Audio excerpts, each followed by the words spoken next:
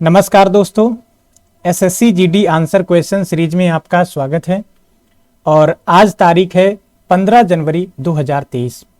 तो आज हम उन क्वेश्चंस को डिस्कस करेंगे जो हमसे पिछले लेक्चर में छूट गए थे, अर्थात 10 जनवरी, 11 जनवरी, 12 जनवरी और 13 जनवरी को जो आपके एसएससी जीडी के एग्जाम कंडक्ट कराए गए, उनमें से हमने पिछले लेक्चर सीरीज के माध्यम से बहुत से क्वेश्चन कंप्लीट किए, लेकिन समय अभाव के कारण कुछ क्वेश्चन छूट गए थे, उनको आज हम डिस्कस कर रहे हैं। तो ध्यान से समझना है, ये क्वेश्चन महत्वपूर्ण क्वेश्चन है, इनसे आपको आगामी जो शिफ्ट में एग्जाम होंगे बहुत लाभ मिलेगा।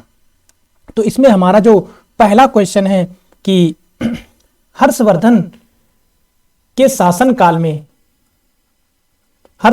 शासनकाल में आने वाला चीनी यात्री कौन था। तो प्रत्येक ऑप्शन हमने बहुत सोच समझकर शामिल किया है, मोस्ट इंपोर्टेंट ऑप्शन है और इनके माध्यम से हम महत्वपूर्ण फैक्ट डिस्कस करना चाहते हैं। तो पहला ऑप्शन है फाहियान। तो ये चीन का यात्री था, पहला फैक्ट, ये चीनी यात्री था, चीन से आया था। और ये किसके शासनकाल में भारत आया, अर्थात ये जब भारत में आया था तो इस दौरान भारत में कौन शासन कर रहा था उत्तर भारत में। तो ये आया था चंद्रगुप्त द्वितीय के शासनकाल में, द्वितीय, जिन्होंने विक्रमादित्य की उपाधि धारण की थी। विक्रमादित्य अर्थात चंद्रगुप्त विक्रमादित्य के दरबार में चीनी यात्री फाहियान भारत आया था। दूसरा ऑप्शन है ह्वेनसांग। तो यह भी चीनी यात्री है, चीन से आया था, चीनी यात्री, और ये हर्षवर्धन के शासनकाल में भारत आया था। हर्षवर्धन अर्थात 647 ईस्वी में उत्तर भारत के शासक बने थे हर्षवर्धन, तो उनके शासनकाल में ह्वेनसांग भारत आया था। और जैसा कि हमने पिछले लेक्चर सीरीज में बताया था कि हर्षवर्धन के दरबारी कवि बाणभट्ट थे, जिन्होंने हर्षचरित्र की रचना की थी और कादंबरी की भी रचना की बाणभट्ट ने। तो उनको भी याद रखना है, वो भी फैक्ट पूछे जा चुके हैं आपके एग्जाम में। अगला ऑप्शन है मेगस्थनीज। मेगस्थनीज ये यूनानी यात्री था, यूनान से आया था, अर्थात ग्रीस से आया था, यूनानी यात्री था। और यह भारत में आया था, किसके शासनकाल में भारत में आया, चंद्रगुप्त मौर्य के शासनकाल में भारत आया, अर्थात ये मौर्य वंश के संस्थापक थे चंद्रगुप्त मौर्य। और चंद्रगुप्त मौर्य ने सिकंदर के उत्तराधिकारी सेल्यूकस निकेटार को 305 ईसा पूर्व में पराजित किया। तो सेल्यूकस निकेटार ने चंद्रगुप्त मौर्य के शासन और प्रशासन प्रणाली को समझने के लिए अपने एक राजदूत और लेखक मेगस्थनीज को भेजा। मेगस्थनीज ने चंद्रगुप्त मौर्य की शासन प्रशासन प्रणाली को समझा और इन सब बातों को एक किताब में लिखा, जो किताब भी आपके एग्जाम के लिए बहुत इंपॉर्टेंट है, जिसे इंडिका कहते हैं। इंडिका का लेखक है। अगला ऑप्शन है इब्न बतूता। तो इब्न बतूता ये मोहम्मद बिन तुगलक के शासनकाल में भारत आया था। और ये कहां का यात्री था, मोरक्को का यात्री। मोरक्को का यात्री इब्न बतूता ये भारत में आया था। मोरक्को कहां है, अफ्रीका महाद्वीप में है। तो मोरक्को का यात्री इब्न बतूता मोहम्मद बिन तुगलक के शासनकाल में भारत आया था।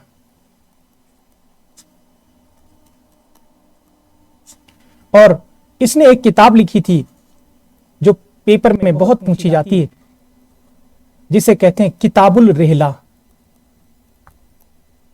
किताबुल रेहला, रेहला नाम याद रखना है। इसने एक किताब लिखी थी और मोहम्मद बिन तुगलक ने इसकी योग्यताओं को देखते हुए इसे दिल्ली का काजी नियुक्त किया था। अलबरूनी, इसने यह भी महमूद गजनवी के साथ भारत आया था। महमूद गजनवी, ये गजनी का शासन था, अफगानिस्तान ईरान का जो क्षेत्र वहां का ये शासक था महमूद गजनवी। और महमूद गजनवी ने 1000 ईस्वी से 1027 ईस्वी तक 17 आक्रमण किए महमूद गजनवी ने भारत में। महमूद गजनवी ने 1025 ईस्वी में गुजरात के सोमनाथ मंदिर, जो भगवान शिव को समर्पित है, उस पर आक्रमण किया 1025 ईस्वी में।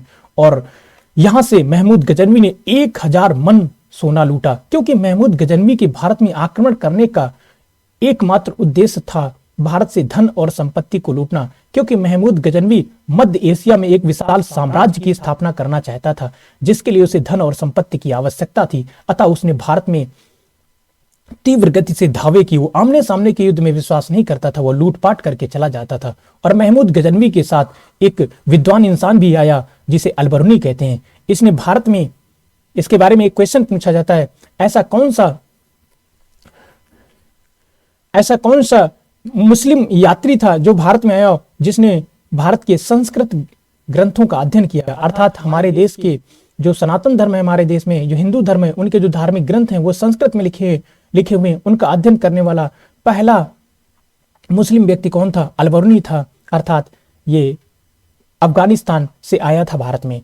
और इसने एक किताब लिखी थी, किताबुल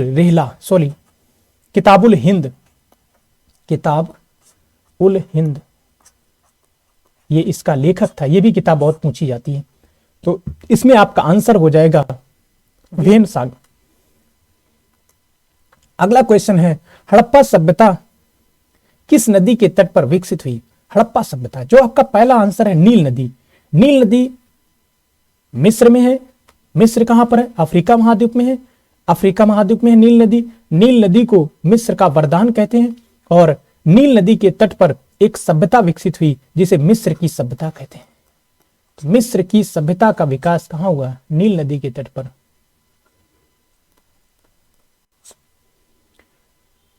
अगला ऑप्शन है दजला फरात। दजला फरात, इन नदियों को यूफ्रेट्स और टिग्रिस नदियां भी कहते हैं। दजला फरात को यूफ्रेट्स और टिग्रिस भी कहते हैं। ये दो नदियां हैं और इन नदियों के तट पर एक सभ्यता विकसित हुई जिसे मेसोपोटामिया की सभ्यता कहते हैं।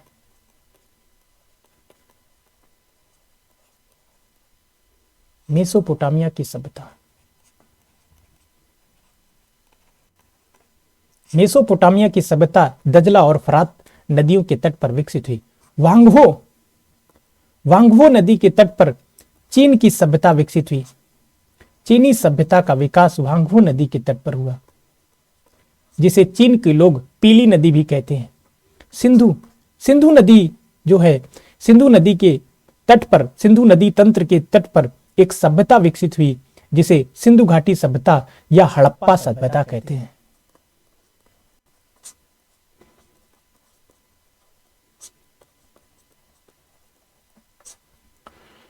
तो इसका आंसर आपका हो जाएगा सिंधु।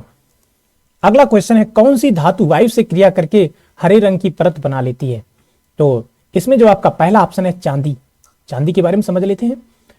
चांदी एक ऐसी धातु है जो विद्युत की सर्वाधिक सुचालक है। जितनी धातुएं अस्तित्व में हैं वर्तमान में, उन सभी धातु में सर्वाधिक विद्युत की सुचालक धातु चांदी है।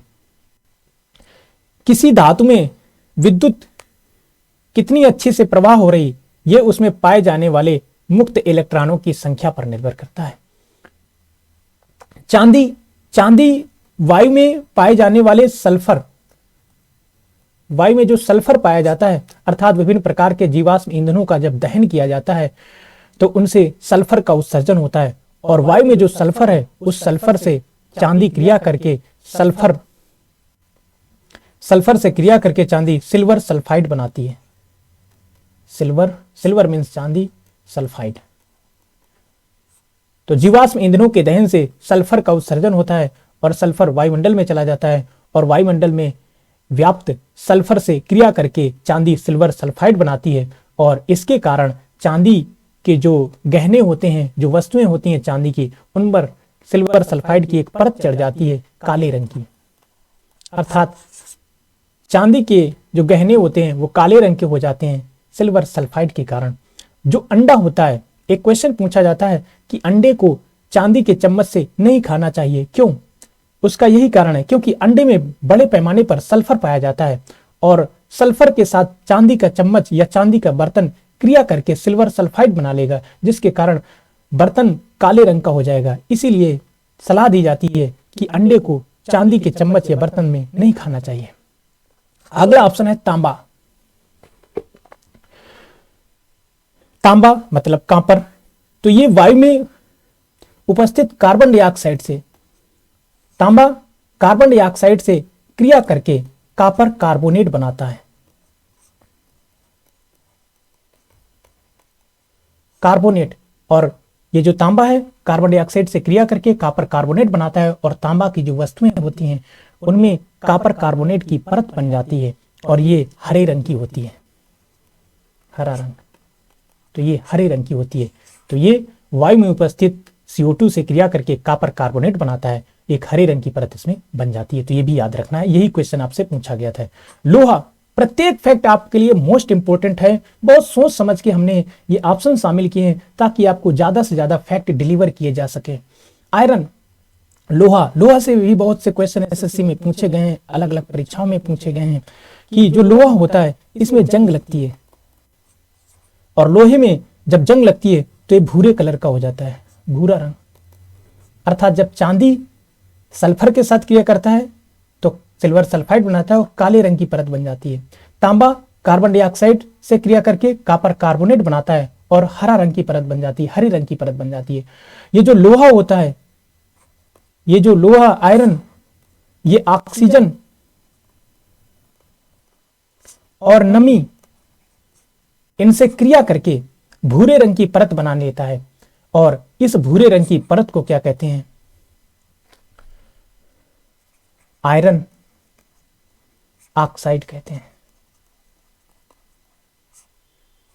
आयरन ऑक्साइड की परत बना लेता है ये लोहा। और एक क्वेश्चन SSC में ये पूछा जा चुका है कि जब लोहे में जंग लगती है तो उसका भार बढ़ जाता है या घट जाता है। तो लोहे में जंग लगने के कारण उस पे भूरे रंग की एक परत बन जाती है, वो परत आयरन ऑक्साइड की होती है और लोहे का भार बढ़ जाता है। जिस पानी में, या अगर पानी में लोहा पड़ा है उसमें जितना ज्यादा साल्ट है, नमक है, उसमें उतनी जल्दी जंग लगेगी। तो जंग लगने से लोहे का क्षरण होता है और जंग से बचाने के लिए लोहे के जो सामान है उनको जंग से बचाने के लिए उनमें जस्ते की परत चढ़ा दी जाती है, जस्ते की परत। तो लोहे के जो सामान है उनमें जस्ते का पेंट कर देना, जस्ते की परत चढ़ा देना, इसको यसद लेपन कहते हैं या गैल्वेनाइजेशन कहते हैं। ये भी बहुत पूछा जाता है। एल्युमिनियम, एल्युमिनियम एक ऐसी धातु है जो ऑक्सीजन से क्रिया करके एल्युमिनियम ऑक्साइड बनाता है, एल्युमिनियम ऑक्साइड। और जो एल्युमिनियम की वस्तुएं होती हैं वो ऑक्सीजन से, वायुमंडल की ऑक्सीजन से क्रिया करके एल्युमिनियम ऑक्साइड की एक लेयर बना लेते हैं अपने चारों तरफ, जिसके कारण एल्युमिनियम में जंग नहीं लगता, उसका क्षरण नहीं होता, क्योंकि ऑक्सीजन से क्रिया करके एल्युमिनियम ऑक्साइड की एक लेयर बन जाती है जिसके कारण एल्युमिनियम का क्षरण नहीं होता है। अर्थात यहाँ से क्वेश्चन पूछा जाता है ऐसी कौन सी धातु है जो अपने ऑक्साइड की परत से अपनी सुरक्षा करता है? तो एल्युमिनियम। और एल्युमिनियम का जो अयस्क है वो पेपर में बहुत पूछा जाता है, बॉक्साइट। ये भी याद रखना है।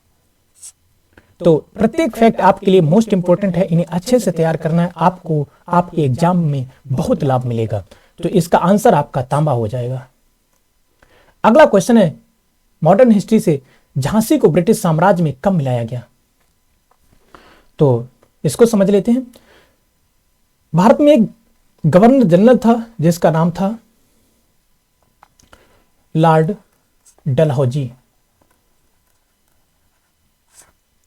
इसका कार्यकाल था 1848 से 1856। 1856 में फिर इसके बाद भारत का गवर्नर बन गया था कैनिंग, लॉर्ड कैनिंग। ये भारत का अंतिम गवर्नर था और पहला वायसराय था। इसी के समय में 1857 की क्रांति हुई, जिसके परिणाम स्वरूप ईस्ट इंडिया कंपनी से भारत की सत्ता ब्रिटेन की क्राउन में चली गई। तो लॉर्ड डलहौजी का एक कार्यकाल है और लॉर्ड डलहौजी ने अपने कार्यकाल में एक नीति लागू की जो पेपर में बहुत पूछी जाती है, राज्य हड़प की नीति, डॉक्ट्रिन ऑफ लैप्स। जैसा कि शब्द से ही पता चलना, राज्य को हड़पना, अर्थात ये राज्य को हड़प रहा था। किसके राज्य को हड़प रहा था? भारत में जो राजा महाराजा थे उनके राज्यों को ये हड़प के ब्रिटिश साम्राज्य में मिला रहा था। तो कैसे मिला रहा था? इसने ये नियम बनाया था कि अगर किसी राजा महाराजा के खुद का जैविक पुत्र नहीं होगा तो उनका राज्य ब्रिटिश साम्राज्य में मिला लिया जाएगा। अर्थात यदि किसी राजा के खुद का पुत्र नहीं होता था तो वो दत्तक पुत्र ले लेते थे, तो दत्तक पुत्र को उस राजा का वो राज्य नहीं मिलता था, वो ब्रिटिश साम्राज्य में मिला लिया जाता था। यही है राज्य हड़प की नीति। और इसके तहत सबसे पहले इसने सतारा को मिलाया। बहुत पूछा जाता है फैक्ट, महाराष्ट्र का एक क्षेत्र है सतारा। तो सतारा को 1848 में क्वेश्चन पूछा जाता है कि लॉर्ड डलहौजी की जो राज्य हड़प की नीति है इस नीति के तहत सबसे पहले किस राजा के राज्य को ब्रिटिश साम्राज्य में मिलाया गया? तो 1848 में सतारा को मिलाया गया, 1849 में संभलपुर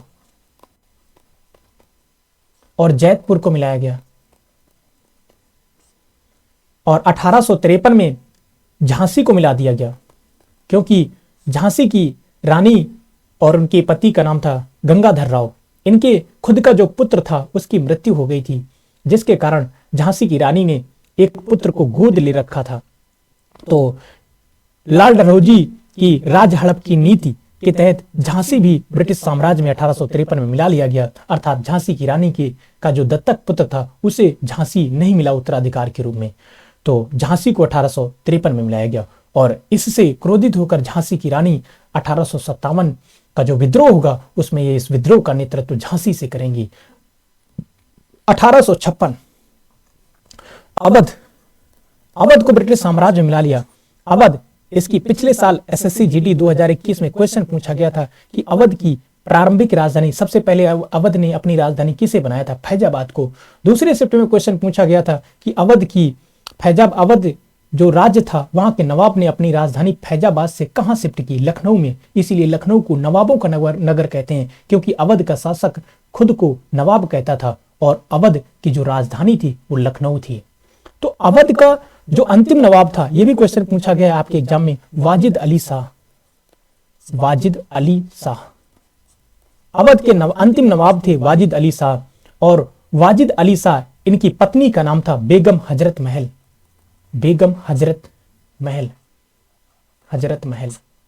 और वाजिद अली शाह और बेगम हजरत महल के पुत्र का नाम था बिरजिस कादिर। अंग्रेजों ने क्या किया? अंग्रेजों की नजर अवध में पड़ी हुई थी, वो नजर बनाए हुए थे अवध में, क्योंकि अवध एक बहुत उपजाऊ क्षेत्र था और अवध को किसी न किसी तरह से मिलाना चाहते थे, लेकिन अवध को राज्य हड़प की नीति के तहत तो मिला नहीं सकते थे अंग्रेज, क्योंकि उनके खुद का पुत्र था बिरजिस कादिर। तो उन्होंने कुप्रशासन का आरोप लगा कि अवध को ब्रिटिश साम्राज्य में मिला लिया। कुप्रशासन, बैड गवर्नेंस, कि अवध के जो नवाब हैं वो सही से शासन नहीं कर पा रहे। इसी से दुखी होकर वाजिद अली शाह की पत्नी बेगम हजरत महल ने 1857 के विद्रोह का नेतृत्व लखनऊ से किया। तो इसमें आपका आंसर ये होगा। अगला क्वेश्चन है, हॉकी विश्व कप 2023 का आयोजन कहां होगा? तो वर्तमान में इसका आयोजन 13 जनवरी 2023 से शुरू हो चुका है और इसका आयोजन भारत में हो रहा है। हॉकी विश्व कप, और कहां पर हो रहा है? भारत में, उड़ीसा में। 13 जनवरी से शुरू हो गया इसका आयोजन। और उड़ीसा में कहां पर हो रहा है? राउरकेला और भुवनेश्वर, बिरसा मुंडा स्टेडियम और कलिंगा स्टेडियम। कतर 2022 का फीफा वर्ल्ड कप, 2022 का फीफा वर्ल्ड कप का आयोजन कहां पर हुआ? कतर की राजधानी दोहा में। इसमें विजेता कौन रहा? यह भी याद रखना है। विजेता अर्जेंटीना। उपविजेता कौन रहा? उपविजेता फ्रांस रहा। अगला ऑप्शन है बर्मिंघम, यहां पर 2022 का राष्ट्रमंडल खेल हुआ। 2022 का राष्ट्रमंडल खेल बर्मिंघम में हुआ और इसमें पदक तालिका में पहले स्थान पर ऑस्ट्रेलिया रहा।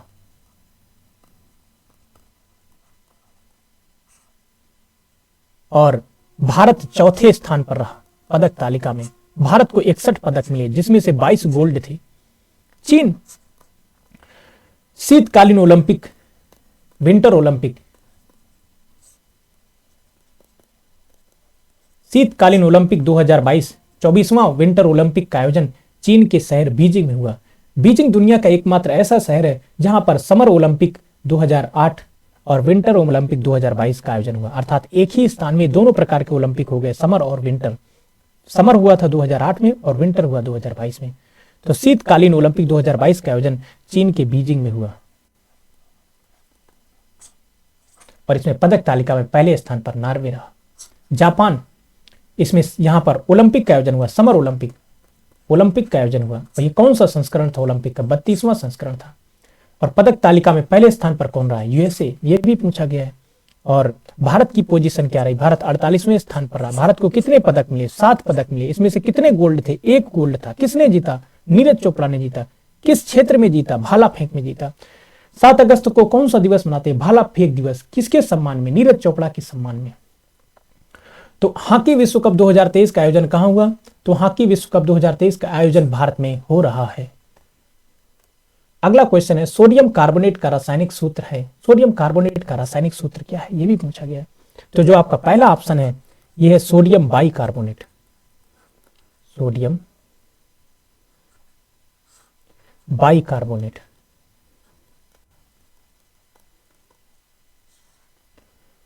और इसे बेकिंग सोडा भी कहते हैं। बेकिंग सोडा, बेकरी प्रोडक्ट बनाने में इसका प्रयोग होता है। या इसे खाने का सोडा भी कहते हैं। खाने वाला सोडा, खाने का सोडा। इसका सूत्र क्या है? NaHCO3। तो सोडियम बाइकार्बोनेट, बेकिंग सोडा, खाने का सोडा इसे कहते हैं। दूसरा ऑप्शन है NaOH, sodium hydroxide. Sodium hydroxide. Sodium hydroxide, इसे कास्टिक सोडा कहते हैं। हिंदी में दाहक सोडा, इसे दाहक सोडा कहते हैं। और इसका प्रयोग होता है कपड़ा धोने वाले साबुन बनाने में। तीसरा ऑप्शन है आपका Na2CO3.10H2O, अर्थात यह है सोडियम कार्बोनेट। Sodium carbonate.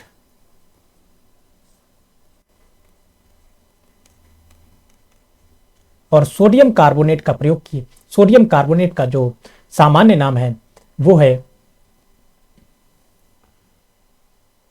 धावन सोडा, वॉशिंग सोडा, धावन सोडा। कपड़े धोने वाले साबुन बनाने में इसका भी प्रयोग होता है, धावन सोडा, वॉशिंग सोडा इसे कहते हैं। सोडियम बाइकार्बोनेट, सोडियम कार्बोनेट को Na2CO3.10H2O। और चौथा ऑप्शन है आपका NaCl। ये पिछले शिफ्ट में पूछा भी जा चुका है। NaCl ये साधारण नमक है। इसे टेबल साल्ट भी कहते हैं क्योंकि टेबल में रख के इसका खाने में यूज होता है। ठीक है, तो इसमें आपका सोडियम कार्बोनेट के बारे में पूछा गया है, तो ये ऑप्शन आपका आंसर हो जाएगा। अगला क्वेश्चन है, प्रधानमंत्री मोदी ने जल जीवन मिशन कब शुरू किया? तो योजनाओं से क्वेश्चन पूछे जा रहे हैं।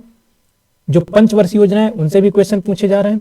जो योजनाएं वर्तमान सरकार संचालित कर रही है उनसे क्वेश्चन पूछे जा रहे हैं। तो आपको महत्वपूर्ण योजनाएं ध्यान में रखना है। उनमें से कुछ महत्वपूर्ण योजनाओं को हमने ऑप्शन के माध्यम से शामिल किया है। तो जो पहला ऑप्शन है ये आपके एग्जाम में पूछा भी जा चुका है।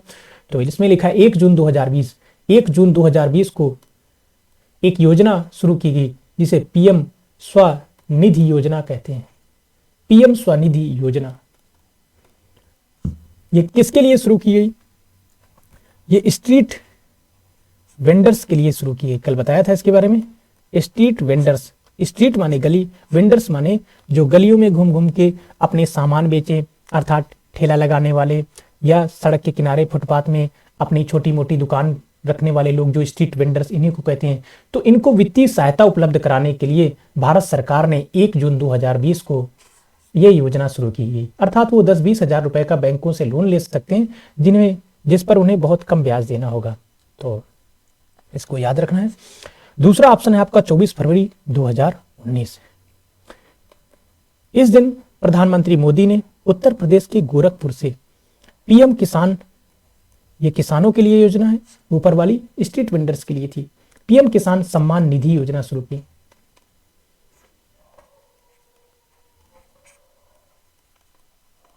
तो 24 फरवरी 2019 को उत्तर प्रदेश के गोरखपुर से पीएम किसान सम्मान निधि योजना शुरू हुई और इसके तहत हमारे देश के किसानों को वर्ष में 6,000 रुपए, 2,000 रुपए की 3 किस्तें मिलती हैं डीबीटी के तहत, डायरेक्ट बेनिफिट ट्रांसफर।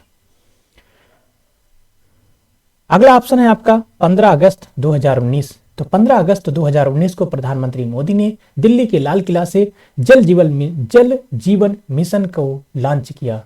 तो जल जीवन मिशन, जल शक्ति मंत्री कौन है? गजेंद्र सिंह शेखावत। तो जल जीवन मिशन 15 अगस्त 2019 को शुरू किया गया। इसके तहत करना क्या है? 2024 तक सभी घरों में नल से जल पहुंचा देना है और यह लक्ष्य प्राप्त करने वाला भारत का पहला राज्य कौन सा है? गोवा।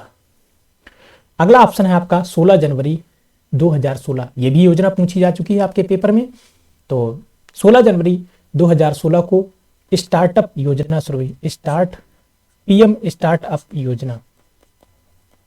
ये 16 जनवरी 2016 को शुरू हुई और इसके तहत क्या करना है, अर्थात कोई इंडस्ट्री, कंपनी जो अभी स्टार्ट हो रही, शुरुआती अवस्था में है, उनको वित्तीय सुविधा उपलब्ध कराने के लिए ये योजना शुरू की गई। तो इसमें आपका आंसर हो जाएगा 15 अगस्त 2019। अगला क्वेश्चन है ऑस्ट्रेलियन ओपन 2022 पुरुष एकल का खिताब किसने जीता? तो ऑस्ट्रेलियन ओपन 2022 पुरुष एकल का खिताब, तो समझ लेते हैं ऑस्ट्रेलियन, ये मोस्ट इंपोर्टेंट है। 4 ग्रैंड स्लैम होते हैं वर्ष में, जो पहला है वो ऑस्ट्रेलियन ओपन है, जो अंतिम है वो यूएसए ओपन है। ऑस्ट्रेलियन ओपन 2022, इसमें पुरुष एकल का खिताब राफेल नडाल ने जीता है और महिला एकल का खिताब ऑस्ट्रेलिया की हैं ये एशले बार्टी। तो ऑस्ट्रेलियन ओपन 2022 ये टेनिस से संबंधित है और इसमें पुरुष एकल का खिताब राफेल नडाल ने और महिला एकल का खिताब एशले बार्टी ने जीता है। तो इन दोनों को समझ गए होंगे। और तीसरा ऑप्शन है ईगा स्विटेक। तो ईगा स्विटेक ने फ्रेंच ओपन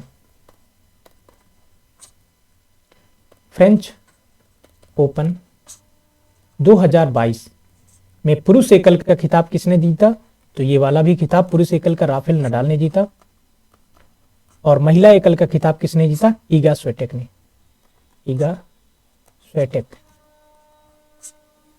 और चौथा ऑप्शन आपका नोवाक जोकोविक, ये विंबलडन ओपन। तो विंबलडन ओपन 2022 में पुरुष एकल का खिताब किसने जीता? नोवाक जोकोविक ने।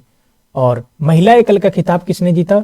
महिला एकल का खिताब जीता एलिना रिबाकिना, कजाकिस्तान की हैं। तो एलिना रिबाकिना, इन्होंने महिला एकल का खिताब जीता विंबलडन ओपन में। पुरुष एकल का खिताब किसने जीता? नोवाक जोकोविक ने। तो आप समझ गए होंगे ऑस्ट्रेलियन ओपन पुरुष एकल का खिताब किसने जीता? राफेल नडाल ने। अगला क्वेश्चन है आपका मूल अधिकारों का उल्लेख किस भाग में है? तो भारतीय संविधान के किस भाग में मूल अधिकारों का उल्लेख है? तो पहला ऑप्शन है आपका भाग 2। भाग 2 में क्या है? नागरिकता। इनके अंतर्गत आर्टिकल कौन से कहां से कहां तक शामिल है? आर्टिकल 5 से 11 नागरिकता का उल्लेख है। भारत में कैसी नागरिकता है? एकल नागरिकता।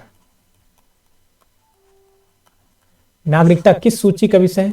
संघ सूची का विषय, अर्थात संघ सूची का विषय। तो इसमें कानून बनाने का अधिकार किसे है? संसद को है। तो संसद ने क्या कभी इस संबंध में कानून बनाया? हाँ, संसद ने इस संबंध में पहली बार 1955 में कानून बनाया, भारतीय नागरिकता अधिनियम 1955। और इसमें कई बार संशोधन हो चुके हैं। सबसे नवीनतम संशोधन इसमें 2019 में हुआ, इसे CAA बोलते हैं, सिटीजनशिप अमेंडमेंट एक्ट, नागरिकता संशोधन अधिनियम। भाग 3, इसमें मूल अधिकार है, फंडामेंटल राइट्स। और हमारे यहाँ एकल नागरिकता है। एकल नागरिकता का प्रावधान कहां से लिया गया है? ब्रिटेन से। मूल अधिकार व्यक्ति के सर्वांगीण विकास के लिए, व्यक्तित्व के विकास के लिए आवश्यक अधिकारों को मूल अधिकार कहते हैं। इनका उल्लेख भाग 3 में है, आर्टिकल 36 से 51, आर्टिकल गलत हो गया यहां पर, आर्टिकल 12 से 35 में मूल अधिकारों का उल्लेख है। भाग 3 आर्टिकल 12 से 35 मूल अधिकारों का उल्लेख है। और मूल अधिकार किस देश के संविधान से प्रेरित है? United states of America, USA के संविधान से प्रेरित है। और कितने वर्तमान में मूल अधिकार है? वर्तमान में 6 मूल अधिकार हैं। प्रारंभ में कितने थे? मूल संविधान में कितने थे? 7। 7वां कौन सा था जो वर्तमान में नहीं है? संपत्ति का अधिकार। इसे कब समाप्त कर दिया गया? 44वें संविधान संशोधन के तहत 1978 में संपत्ति के अधिकार को समाप्त कर दिया गया। वर्तमान में कितने अधिकार हैं? 6 मूल अधिकार हैं। तो ये समझ गए होंगे। और मूल अधिकार कैसे हैं? वाद योग्य हैं।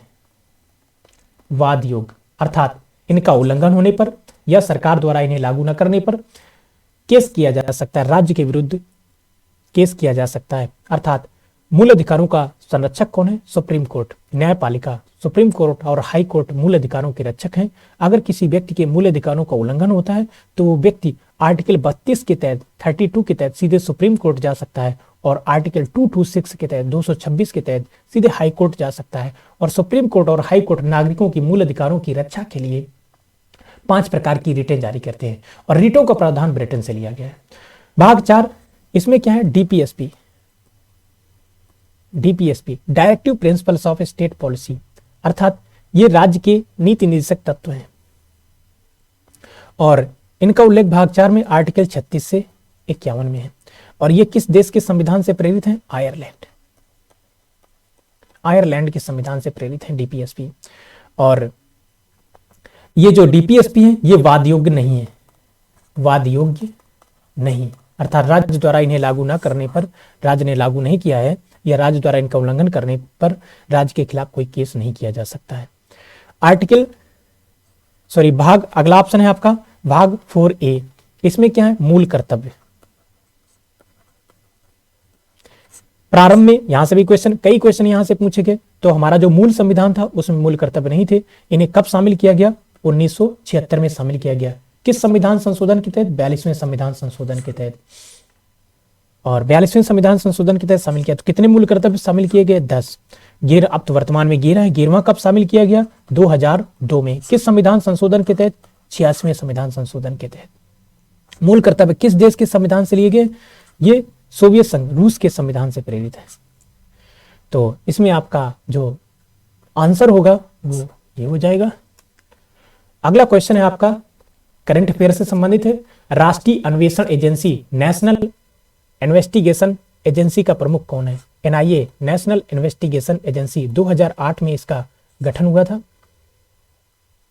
क्योंकि 2008 में आतंकियों ने बंबई में बम ब्लास्ट किए थे और ऐसी आतंकी गतिविधियां दोबारा ना घटित हो सकें, इसके लिए एक एजेंसी बनाई भारत सरकार ने, जिसका नाम है नेशनल इन्वेस्टिगेशन एजेंसी, राष्ट्रीय जांच एजेंसी। अगर भारत सरकार को, अर्थात अगर शक होता है भारत सरकार को किसी संस्था पर, किसी व्यक्ति पर, किसी भी संस्था या व्यक्ति पर शक होता है, तो एनआईए क्या करता है?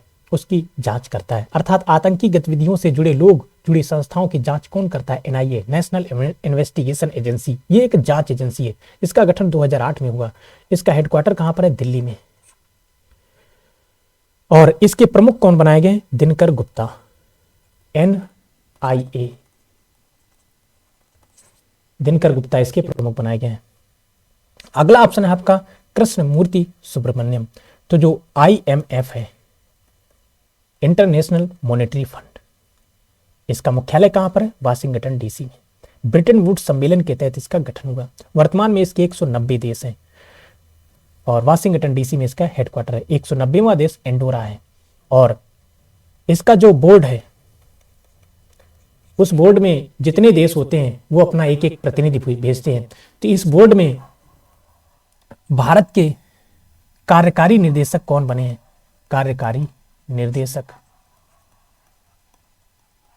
वो अर्थशास्त्री, इकोनॉमिस्ट कृष्णमूर्ति सुब्रमण्यम को बनाया गया है। तो जो आईएमएफ का बोर्ड है उसमें भारत के जो कार्यकारी निर्देशक हैं वो कौन है? वो कृष्णमूर्ति सुब्रमण्यम। इस बोर्ड में जितने सदस्य देश होते हैं उसके सभी अपने अपने एक कार्यकारी निर्देशक भेजते हैं। भारत सरकार ने इस तरफ इसमें अपनी ओर से किसे भेजा है? कृष्णमूर्ति सुब्रमण्यम को। ये भी क्वेश्चन आपसे पूछा जा चुका है 10 या 11 जनवरी वाली शिफ्ट में, इसलिए हमने इसे ऑप्शन के माध्यम से डिस्कस कर लिया है। और आईएमएफ के बारे में अगर पूछा जाए, वर्तमान में इसकी मैनेजिंग डायरेक्टर कौन है? प्रबंध निदेशक कौन है? Kristalina Georgieva. और वर्तमान में इसकी डिप्टी मैनेजिंग डायरेक्टर कौन है? गीता गोपीनाथ। जो सबसे अंतिम ऑप्शन है देख लेते हैं, ये आईएमएफ की, इंटरनेशनल मॉनेटरी फंड की डिप्टी मैनेजिंग डायरेक्टर है।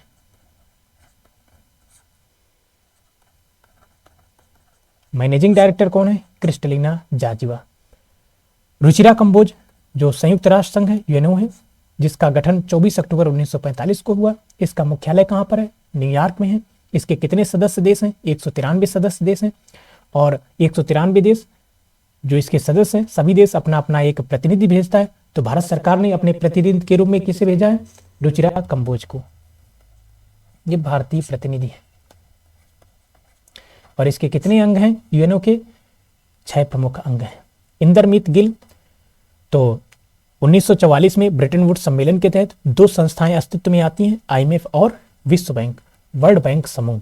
तो विश्व बैंक के मुख्य अर्थशास्त्री कौन बने? चीफ इकोनॉमिस्ट, मुख्य अर्थशास्त्री। तो विश्व बैंक के जो मुख्य अर्थशास्त्री बने हैं वो इंदरमित गिल है। ये कहां से हैं? भारत से। तो इसमें आपका ये आंसर हो जाएगा। अगला क्वेश्चन है आपका, राष्ट्रमंडल खेल कब प्रारंभ हुए? एक एक फैक्ट मोस्ट इंपोर्टेंट, अच्छे से तैयार करना है, हर एग्जाम में आपको लाभ मिलेगा। तो इसमें जो पहला ऑप्शन है 1930, तो यही आपका आंसर हो जाएगा। तो राष्ट्रमंडल खेल प्रारंभ हुए कब? 1930 में। तो पहली बार राष्ट्रमंडल खेल कब हुआ? 1930 में हुआ। कहां पर हुआ? कनाडा के हैमिल्टन में हुआ। 1930 में राष्ट्रमंडल खेल पहली बार कनाडा के हैमिल्टन में हुआ, पहली बार हुआ।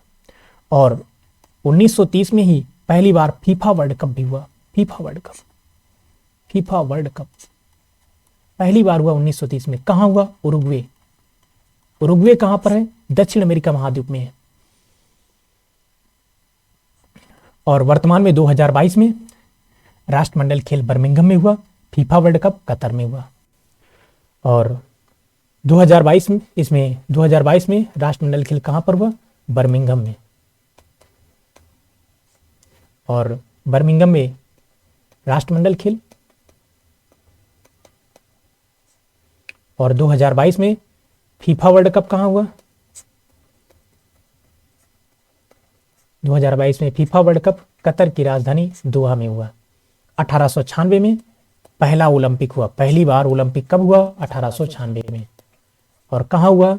एथेंस में। एथेंस कहां पर है? ग्रीक की राजधानी एथेंस, जिसे पहले यूनान कहते थे। और चौथा ऑप्शन है आपका 1951। ये भी बहुत पूछा जाता है। तो पहली बार एशियाई खेल, जो एशियन गेम है, ये कब हुए? 1951 में। और कहां पर हुए? मोस्ट इंपोर्टेंट, भारत में हुए। तो एशियाई खेल पहली बार कहां हुए? भारत में हुए। पहली बार कब हुए? 1951 में। और हुए कहां पर? भारत में।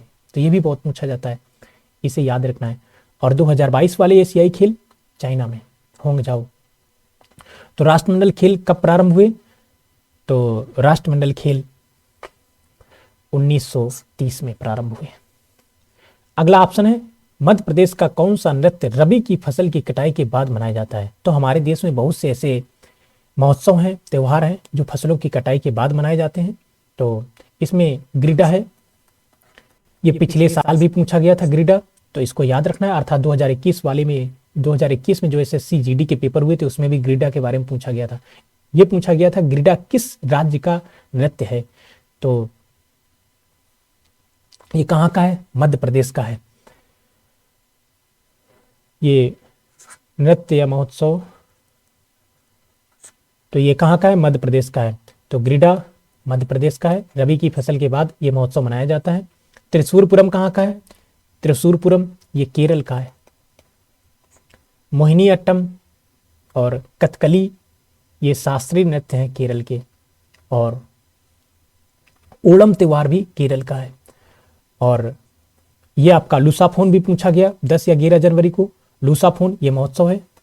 लूसाफोन महोत्सव क्वेश्चन पूछा गया था। लूसाफोन महोत्सव कहाँ मनाया गया? तो हम कई बार ऐसा होता है कि क्वेश्चन हम ऑप्शन के आधार पर डिस्कस कर लेते हैं। तो लूसाफोन भी पूछा जा चुका है आपका। तो और त्रिशूरपुरम भी आपका पूछा जा चुका है, और ग्रिडा भी। तो 3-4 क्वेश्चन हमने, ये तीनों क्वेश्चन एक ही क्वेश्चन में शामिल कर लिए, ऑप्शन के आधार पर हम डिस्कस कर लेंगे। तो लूसाफोन महोत्सव कहाँ मनाया गया? यह मनाया जाता है गोवा में। तो और हाल ही में 53वां international film festival of India का आयोजन कहां पर हुआ? गोवा में हुआ। और क्षेत्रफल के आधार पर भारत का सबसे छोटा राज्य कौन सा है? गोवा है। हर घर नल से जल का लक्ष्य प्राप्त करने वाला भारत का पहला राज्य कौन सा है? गोवा है। यहाँ के मुख्यमंत्री कौन है? प्रमोद सावंत। गोवा की राजधानी क्या है? पणजी। किस नदी के तट पर है? मांडवी नदी के तट पर है। मेदराम जात्रा त्योहार, ये एशिया का सबसे बड़ा जनजातीय महोत्सव है। एशिया का सबसे बड़ा जनजातीय महोत्सव है। और इसका आयोजन कहाँ किया गया? तेलंगाना में। तो ये भी याद रखना है। तो आपका आंसर हो जाएगा ग्रिडा। अगला क्वेश्चन है आपका, 1857 में भारत में कहाँ विश्वविद्यालय खोले गए? तो समझ लेते हैं। 1854 में, ये भी फैक्ट बहुत पूछा जाता है, 1854 में भारत में वुड डिस्पैच आया, अर्थात ये तैयार किसके द्वारा किया गया था? वुड नाम के एक व्यक्ति थे ब्रिटेन के, तो उन्होंने वुड डिस्पैच तैयार किया था। 1854 में वुड डिस्पैच आया भारत में, और इसे भारतीय शिक्षा का मैग्ना कार्टा कहते हैं। शिक्षा का मैग्ना कार्टा, अर्थात वर्तमान में जो भारतीय शिक्षा है उसको ये रूप देने वाला 1854 का वुड डिस्पैच था, तो इसे भारतीय शिक्षा का मैग्ना कार्टा कहते हैं। ये फैक्ट कई बार पूछा गया है। और इस वुड डिस्पैच के तहत ये तय किया गया था कि भारत में विश्वविद्यालय, 3 विश्वविद्यालय स्थापित किए जाएंगे, क्योंकि अंग्रेजों ने 3 स्थानों पर अपनी प्रेसिडेंसी स्थापित की थी, Calcutta presidency, Bombay presidency, Madras presidency. तो कहा गया है तीनों प्रेसिडेंसी में 3 विश्वविद्यालय स्थापित किए जाएंगे। और ये कब स्थापित हुए? 1854 के वुड डिस्पैच के तहत 1857 में स्थापित हुए। तो 1857 में विश्वविद्यालय स्थापित हुए, तो इसका आंसर कौन हो जाएगा? सभी। अगला क्वेश्चन है, मानसून के पहले पश्चिम बंगाल में होने वाली वर्षा को क्या कहते हैं? अर्थात हमारे देश में जो दक्षिण पश्चिम मानसून इंटर होता है, हमारे देश में लगभग 80% वर्षा दक्षिण पश्चिम मानसून से होती है, जो जून के प्रथम सप्ताह में 1 जून से 7 जून तक केरल से एंटर कर जाता है और जुलाई तक पूरे भारतीय उपमहाद्वीप को अपने प्रभाव में ले लेता है। और लेकिन दक्षिण पश्चिम मानसून के आने से पहले भारत में आंधी और वर्षा जैसी घटनाएं घटित होती हैं, तो ऐसी वर्षा को अलग अलग हमारे देश के अलग अलग राज्यों में, अलग अलग क्षेत्रों में अलग अलग नामों से जाना जाता है। तो इसे पश्चिम बंगाल में क्या कहते हैं? काल बैसाखी, क्योंकि यहाँ पर बड़े पैमाने पर आंधी तूफान आएगा और वर्षा होती है, इसीलिए इसे काल बैसाखी कहते हैं। नार्वेस्टर, उत्तर भारत में मानसून से पहले होने वाली वर्षा को क्या कहते हैं? नार्वेस्टर। और टी सावर, टी माने चाय, सावर माने वर्षा, फुहारे के रूप में जो वर्षा हो रही, तो असम में इसे क्या कहते हैं? टी सावर, अर्थात चाय की खेती के लिए बहुत उपयोगी है। ये चाय की खेती को लाभ हो जाता है, चाय के लिए उपयोगी है, इसीलिए इसे टी सावर कहते हैं। और केरल कर्नाटक में, केरल प्लस कर्नाटक में इसे क्या कहते हैं? मैंगो सावर और कॉफी सावर, क्योंकि इस वर्षा से जो आम होते हैं, कच्चे आम, वो पकने लगते हैं। और कॉफी के लिए, कॉफी सावर भी कहते हैं इसे, कॉफी के लिए भी बहुत उपयोगी होती है, इसलिए केरल और कर्नाटक में इसे मैंगो सावर, कॉफी सावर कहते हैं। और असम में टी सावर कहते हैं, उत्तर भारत में नार्वेस्टर कहते हैं, और पश्चिम बंगाल में काल बैसाखी। तो देखिए, आपसे केवल इतना पूछा गया है कि मानसून से पहले पश्चिम बंगाल में होने वाली वर्षा को क्या कहते हैं, तो आपसे केवल ये पूछा गया था। और हमने अन्य फैक्ट भी यहाँ पर डिस्कस कर लिए, ताकि यहाँ से इस टॉपिक से अगर अगले शिफ्ट में क्वेश्चन पूछा जाए तो आपका आंसर, अर्थात आपका क्वेश्चन सही हो। तो इन्हें ध्यान से देखना है, बार बार वीडियो को देखें और हमारे पिछले वीडियो भी ध्यान से देखें, आपको बहुत लाभ मिलेगा। हम 20-25 वीडियो डाल चुके हैं एसएससी जीडी को ध्यान में रख के। 2019 के क्वेश्चन हमने डिस्कस किए हैं, 2021 के क्वेश्चन डिस्कस किए हैं, और वहां से बहुत क्वेश्चन रिपीट हो रहे हैं। सभी वीडियो को देखें, ध्यान से देखें। अगला क्वेश्चन है, आर्य समाज की स्थापना किसने की? तो इसको समझ लेते हैं। आर्य समाज की स्थापना स्वामी दयानंद सरस्वती ने की, यही आपका आंसर हो जाएगा। इन्होंने कब की आर्य समाज की स्थापना? ये भी फैक्ट पूछा जाता है। 1875 में। कहां पर की? मुंबई में। आर्य समाज की स्थापना स्वामी दयानंद सरस्वती ने 1875 में मुंबई में की। ठीक है। एक क्वेश्चन स्वामी दयानंद सरस्वती से हमने कल बताया था कि इनका वास्तविक नाम क्या था? मूल शंकर। और एक क्वेश्चन यहां से ये पूछा जाता है स्वामी दयानंद सरस्वती के बारे में कि वेदों की ओर लौटो, जो वेद हैं, 4 वेद हैं, तो वेदों की ओर लौटो, लौटो, ये स्लोगन किसने दिया? अर्थात ये नारा किसने दिया? दयानंद सरस्वती ने दिया। और इनकी एक किताब है जो बहुत पूछी जाती है, जिसका नाम है सत्यार्थ प्रकाश। सत्यार्थ प्रकाश के लेखक थे।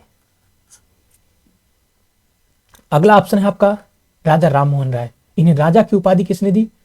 मुगल बादशाह अकबर द्वितीय ने दी, जिनका कार्यकाल 1806 ईस्वी से 1837 ईस्वी तक रहा। और इन्होंने 1828 में ब्रह्म समाज की स्थापना की। ये भी पूछा जा सकता है। तो ब्रह्म समाज की स्थापना किसने की? राजा राममोहन राय। ब्रह्म समाज की स्थापना 1828 में की। कहां पर की? कलकत्ता में की, क्योंकि कलकत्ता में ही इनका जन्म हुआ था। और इनकी एक पत्रिका है जो पेपर में पिछले साल एसएससी जीडी में पूछी गई 2021 वाले पेपर में। संवाद कौमुदी के बारे में पूछा जा चुका है। संवाद कौमुदी ये इनकी पत्रिका है और ये बांग्ला भाषा में लिखी, और इनका एक अखबार है मिरात, फारसी भाषा में लिखा इन्होंने। लगभग इन्हें 1 दर्जन भाषाओं का ज्ञान था। मिरात उल अखबार, तो मिरातुल अखबार के संपादक कौन थे? राजा राम मोहन राय। संवाद कौमुदी के लेखक कौन थे? राजा राम मोहन राय। ब्राह्मणिकल मैगजीन, एक मैगजीन निकाली जिसका नाम था ब्राह्मणिकल मैगजीन, इसके लेखक भी राजा राम मोहन राय थे। और इन्हें भारतीय पुनर्जागरण का जनक कहते हैं, आधुनिक भारत का जनक कहते हैं राजा राम मोहन राय को। और इन्होंने सती प्रथा को गैर कानूनी घोषित कराया 1829 में। 1800, ये भी फैक्ट को पूछा जाता है, 1829 में इनके प्रयासों से सती प्रथा गैर कानूनी घोषित की गई, जो हमारे एक समाज की एक बुराई थी। तो लॉर्ड विलियम बेंटिक पर इन्होंने दबाव बनाया और उन्होंने सती प्रथा को गैर कानूनी घोषित कर दिया 1829 ईस्वी में। ज्योतिबा फूले, तो ज्योतिबा फूले इन्होंने 1873 ईस्वी में महाराष्ट्र के पुणे में सत्यशोधक समाज की स्थापना की। सत्यशोधक बहुत पूछा जाता है ये फैक्ट।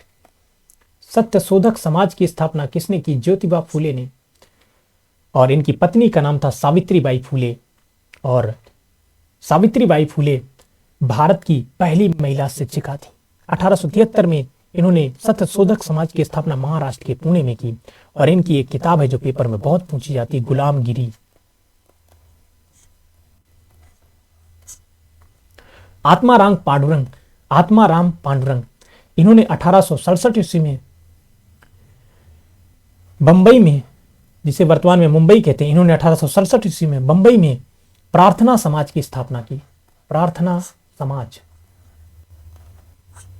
और आत्माराम पांडुरंग ने अकेले नहीं की थी प्रार्थना समाज की स्थापना, इनके साथ महाराष्ट्र का सुकरात कहे जाने वाले महादेव गोविंद रनाडे भी शामिल थे। महादेव गोविंद रनाडे और आत्माराम पांडुरंग ने 1867 में बंबई में प्रार्थना समाज की स्थापना की।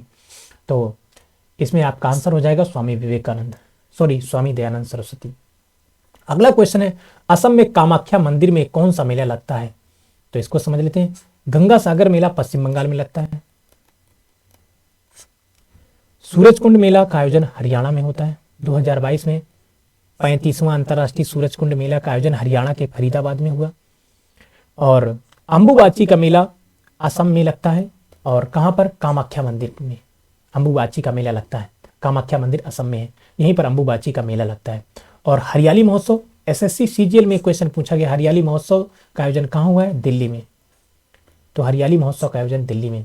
तो इसमें आपका आंसर हो जाएगा अंबुबाची मेला। अगला क्वेश्चन है, सिकंदर ए सानी की उपाधि किसने धारण की थी? तो इसमें जो पहला ऑप्शन है ये आपका आंसर हो जाएगा। तो सिकंदर ए सानी की उपाधि धारण की थी अलाउद्दीन खिलजी ने, जो खिलजी वंश का शासक था। खिलजी वंश का संस्थापक इसका चाचा था जिसका नाम था जलालुद्दीन खिलजी, ये उसका भतीजा था और उत्तराधिकारी था अलाउद्दीन खिलजी। इसने सिकंदर ए सानी की उपाधि धारण की, अर्थात इसका मतलब है द्वितीय सिकंदर, दूसरा सिकंदर। तो ये अपने आप को सिकंदर समझता था। तो बाबर, भारत में मुगल वंश का संस्थापक कौन था? बाबर था। इन्होंने एक किताब लिखी तुजु के बाबरी या बाबरनामा। ये किस भाषा में लिखी? तुर्की भाषा में, बहुत पूछा जाता है। इसने मुगल साम्राज्य की स्थापना कब की भारत में? 1526 ईस्वी में। किसको पराजित करके उत्तर भारत में मुगल साम्राज्य की स्थापना की? तो लोदी वंश के अंतिम शासक इब्राहिम लोदी को। किस युद्ध में पराजित किया? पानीपत का प्रथम युद्ध। कब हुआ? 1526 ईस्वी में।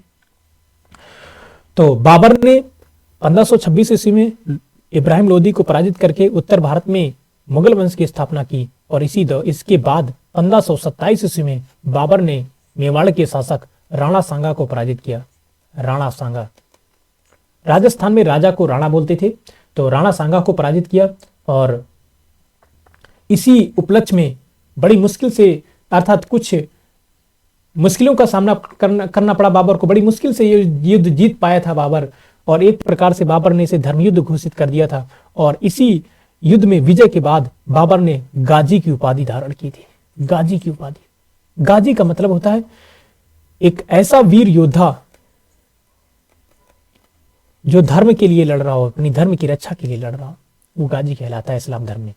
महमूद गजनवी, जैसा कि हमने पिछले क्वेश्चन में बताया ये 1000 ईस्वी से 1027 ईस्वी तक इसने भारत में 17 आक्रमण किए और ये ऐसा पहला शासक जिसने सुल्तान की उपाधि धारण की, बलवन।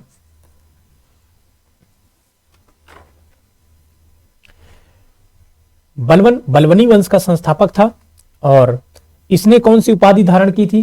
तो इसने जिले इलाही की उपाधि धारण की। जिले इलाही का मतलब क्या होता है? जिले इलाही का मतलब होता है ईश्वर की छाया, अर्थात इसका मानना था कि मैं ईश्वर की छाया हूं। ठीक है, एक उपाधि और इसने धारण की जिसे कहते थे नियामत ए खुदाई। इसका मतलब होता है ईश्वर का प्रतिनिधि। ये कहता था मैं ईश्वर का प्रतिनिधि हूं, रिप्रेजेंटेटिव हूं। ईश्वर ने अपने एजेंट के रूप में हमें इस जमीन पर भेजा है और इसीलिए अपने आप को जिले इलाही या निमायत ए खुदाई कहता था। ये उपाधियां धारण की थी बलवन ने। तो इसमें आपका आंसर हो जाएगा अलाउद्दीन खिलजी। अगला क्वेश्चन है, किस योजना का नाम बदलकर प्रधानमंत्री आवास योजना कर दिया गया? तो समझ लेते हैं। इसमें जो पहला ऑप्शन है ये जन धन योजना। ये कब शुरू की गई? योजनाओं को अच्छे से समझ लेना है, कुछ महत्वपूर्ण योजना है, 10-15 योजना अच्छे से पढ़ लेना है, वहां से क्वेश्चन बार बार रिपीट हो रहे हैं। ये योजना कब शुरू हुई? 28 अगस्त 2014 को जीरो बैलेंस अकाउंट इसके तहत खोले गए और ये दुनिया की सबसे बड़ी वित्तीय समावेशन की योजना है, फाइनेंशियल इंक्लूजन की योजना है, दुनिया की सबसे बड़ी। उज्ज्वला योजना ये एलपीजी कनेक्शन से संबंधित है, लिक्विफाइड पेट्रोलियम गैस, अर्थात इसके तहत एलपीजी करोड़ों की तादाद में लगभग 6 से 8 करोड़ एलपीजी कनेक्शन उपलब्ध कराए गए। और ये योजना कब शुरू हुई? 1 मई 2016 को। कहां से शुरू हुई? उत्तर प्रदेश के बलिया से। और इसका दूसरा संस्करण भी शुरू हो चुका है। कब? 10 अगस्त 2021 को। कहां से? उत्तर प्रदेश के महोबा से। वीडियो कॉन्फ्रेंसिंग के जरिए पीएम मोदी ने दूसरा चरण भी इसका शुरू कर दिया। तो एलपीजी से संबंधित है, एलपीजी कनेक्शन से। एक क्वेश्चन एसएससी सीजीएल में पूछा गया था कि भारत का 100% एलपीजी कनेक्शन प्राप्त करने वाला राज्य हिमाचल प्रदेश, अर्थात धुआं मुक्त राज्य इसे घोषित किया जा चुका है। अगला ऑप्शन है आपका मेक इन इंडिया योजना। मेक इन इंडिया पहले ये कब शुरू हुई? तो ये 25 सितंबर 2014 को शुरू हुई। 25 सितंबर 2014 को मेक इन इंडिया योजना शुरू हुई। मेक इन इंडिया, मेक माने जैसा कि इसका नाम है मेक इन इंडिया, भारत में बने।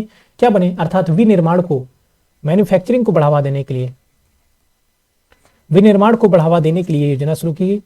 अर्थात हमारे देश में बहुत से अधिकांश प्रोडक्ट दूसरे देशों से आयातित किए जाते हैं, जैसे लैपटॉप है, मोबाइल है, गाड़ियां हैं, ये सभी दूसरे देशों से आयातित किए जाते हैं। हमारे देश में ही प्रोडक्ट बने और हम निर्यात करें, जिससे हमारी अर्थव्यवस्था आगे बढ़े तेजी से। तो मैन्युफैक्चरिंग हमारे देश में हो, हमारा देश मैन्युफैक्चरिंग हब बन सके, इसलिए मेक इन इंडिया योजना शुरू की गई। कब? 25 सितंबर 2014 को। 25 सितंबर को पंडित दीनदयाल उपाध्याय की जयंती मनाई जाती है।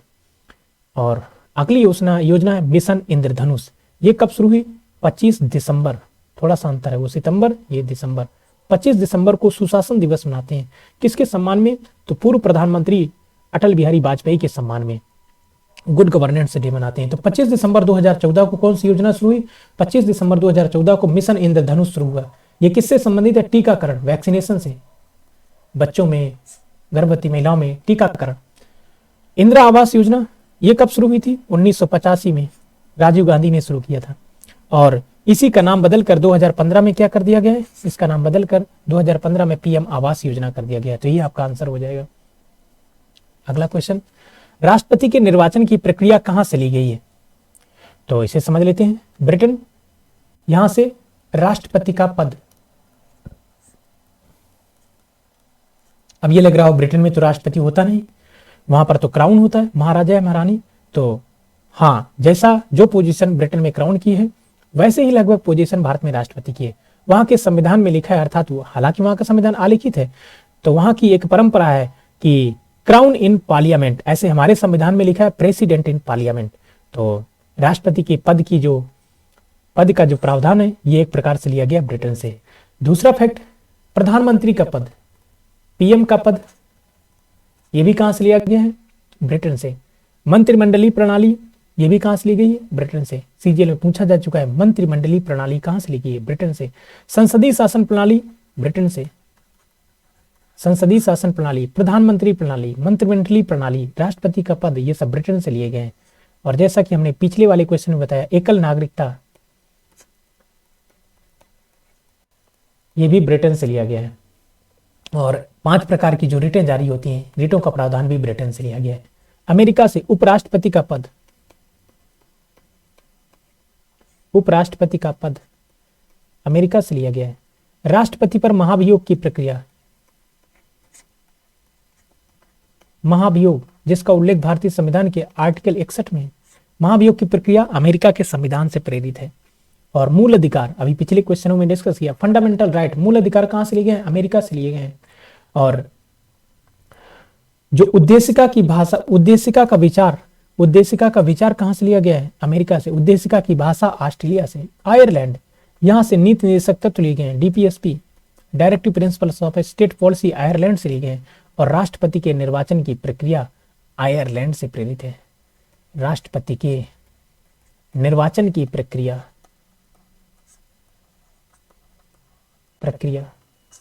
आयरलैंड से प्रेरित है। तो हमारे यहाँ जो राष्ट्रपति का निर्वाचन होता है, उस निर्वाचन में कौन वोट डालते हैं, इनको देख लेते हैं। राज्यसभा के निर्वाचित सदस्य, लोकसभा के निर्वाचित सदस्य और विधानसभाओं के निर्वाचित सदस्य राष्ट्रपति के चुनाव में वोट डालते हैं। लोकसभा के निर्वाचित सदस्य, राज्यसभा के निर्वाचित सदस्य, विधानसभाओं के निर्वाचित सदस्य वोट डालते हैं राष्ट्रपति के चुनाव में। अर्थात मनोनीत सदस्य राष्ट्रपति के चुनाव में वोट नहीं डालते हैं। और विधान परिषद के सदस्य भी राष्ट्रपति के चुनाव में वोट नहीं डालते हैं। एक बात हमें याद आ गई, कल हमने एक क्वेश्चन डिस्कस किया था जिसमें हमने उत्तर प्रदेश के मुख्यमंत्री योगी आदित्यनाथ के बारे में बताया था। और हमने बताया था कि इनके बारे में ग्रुप डी में पूछा गया था कि इनका मूल नाम क्या है। तो वहां हमने बाय मिस्टेक आनंद बिष्ट बता दिया, तो उसे सही कर लेना, अजय बिष्ट है। उनका मूल नाम क्या है? अजय बिष्ट। इसे करेक्ट कर लेना है, बाय मिस्टेक ऐसा हो गया था वहां पर हमसे। तो राष्ट्रपति के निर्वाचन की प्रक्रिया आयरलैंड से। जर्मनी से आपातकालीन उपबंध, जर्मनी का जो वीमर संविधान है वहां से आपातकालीन उपबंध लिए गए हैं। उपबंध, आपातकालीन उपबंध, इनका उल्लेख कहां है? आर्टिकल 352 राष्ट्रीय आपात, 356 राज्यों में संवैधानिक तंत्र की विफलता अर्थात राष्ट्रपति शासन, 360 वित्तीय आपात, ये सब कहां से लिए गए हैं? जर्मनी के संविधान से लिए गए हैं। तो इसमें जो आपका आंसर हो जाएगा आयरलैंड हो जाएगा। अगला क्वेश्चन है, राज्य की कार्यपालिका शक्ति का उल्लेख किस अनुच्छेद में है?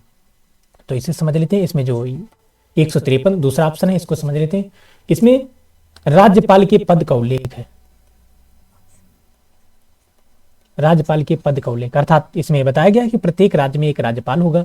लेकिन 1956 में 7वां संविधान संशोधन किया गया और यह प्रावधान कर दिया गया कि एक ही व्यक्ति को 2 या 2 से अधिक राज्यों का राज्यपाल बनाया जा सकता है। एक से अधिक राज्यों का राज्यपाल एक ही व्यक्ति को बनाया जा सकता है। जबकि आर्टिकल 153 में क्या लिखा है? प्रत्येक राज्य में एक राज्यपाल होगा। तो राज्यपाल के पद का उल्लेख किस आर्टिकल में है? 153 में। 154 में क्या लिखा है? राज्य की कार्यपालिका शक्ति राज्यपाल में निहित होगी। अर्थात जो राज्य की कार्यपालिका है उसका अध्यक्ष कौन होगा? राज्यपाल। तो राज्य की कार्यपालिका शक्ति राज्यपाल में निहित होगी और राज्यपाल इन शक्तियों का प्रयोग मंत्री परिषद की सलाह से करेगा। मंत्री परिषद का अध्यक्ष कौन होता है? मुख्यमंत्री। ऐसा ही केंद्र में राष्ट्रपति के संबंध में कहा गया है। संघ की कार्यपालिका शक्ति आर्टिकल 53 में लिखा है। 52 में राष्ट्रपति के पद का उल्लेख है। 53 में लिखा है संघ की कार्यपालिका शक्ति राष्ट्रपति में निहित होंगी। ऐसे ही राज्य की कार्यपालिका शक्ति राज्यपाल में निहित होगी। 155 में क्या लिखा है? तो 155 में राज्यपाल की नियुक्ति के बारे में लिखा है। राज्यपाल ये निर्वाचित नहीं होता, नियुक्त होता है। राज्यपाल की नियुक्ति, इसकी नियुक्ति कौन करता है? राष्ट्रपति करता है। तो राष्ट्रपति किस आर्टिकल के तहत इसकी नियुक्ति करते हैं? आर्टिकल 155 के तहत इसकी नियुक्ति करते हैं। आर्टिकल 164 में क्या है? राज्यपाल के द्वारा मुख्यमंत्री की नियुक्ति। तो मुख्यमंत्री की नियुक्ति कौन करता है? राज्यपाल। और मुख्यमंत्री की सलाह पर राज्यपाल अन्य मंत्रियों की नियुक्ति करता है। तो किस व्यक्ति को राज्यपाल मुख्यमंत्री के पद पर नियुक्त कर देंगे? विधानसभा में बहुमत प्राप्त करने वाले दल के नेता को। तो इसमें आपका आंसर क्या हो जाएगा? 154। राज्य की कार्यपालिका शक्ति का उल्लेख किस आर्टिकल में? 154 में है। अगला क्वेश्चन है टेक कॉन्क्लेव। टेक का मतलब है टेक्नोलॉजी, कॉन्क्लेव मतलब एक प्रकार की संगोष्ठी, सम्मेलन, बैठक। तो टेक्नोलॉजी के संबंध में एक बैठक हुई और ये तीसरी बैठक थी। और कब हुई? मार्च में हुई। मार्च 2022 में टेक कॉन्क्लेव का तीसरा संस्करण दिल्ली में हुआ। और इसकी अध्यक्षता किसने की? तो ministry of information and technology, अर्थात ministry of information and technology, सूचना प्रसारण जो मंत्री हैं अश्विनी वैष्णव, ये रेल मंत्री भी हैं और मीटी मिनिस्टर भी हैं। Ministry of electronics and information technology, ये भी मंत्रालय इनके पास है, अश्विनी वैष्णव के पास। और इन्होंने ही टेक कॉन्क्लेव 2022 का उद्घाटन किया। ये कहाँ पर हुआ? दिल्ली में। अर्थात अपने देश में टेक्नोलॉजी को बढ़ावा देने के लिए ये ऐसा सम्मेलन हुआ जिसका उद्घाटन अश्विनी वैष्णव ने किया। राजनाथ सिंह क्या हैं? ये रक्षा मंत्री हैं, भारत सरकार रक्षा मंत्री। अमित शाह ये गृह मंत्री हैं और सहकारिता मंत्री भी हैं। नारायण राणे ये MSME मंत्री हैं, MSME मिनिस्टर हैं। Micro small and medium enterprises, सूक्ष्म लघु एवं मध्यम जो उपक्रम है वो उसके संबंध में एक मंत्रालय है और इस मंत्रालय के मंत्री कौन है? नारायण राणे। तो इसका ये आपका आंसर हो जाएगा। तो thank you for listening and watching. आज हमने कंप्लीट कर लिए SSC GD के वो महत्वपूर्ण क्वेश्चन जो हमसे छूट गए थे। तो इन्हें अच्छे से पढ़ना है, ध्यान से पढ़ना है और वीडियो को बार बार देखना है, आपको बहुत लाभ मिलेगा। Thank you.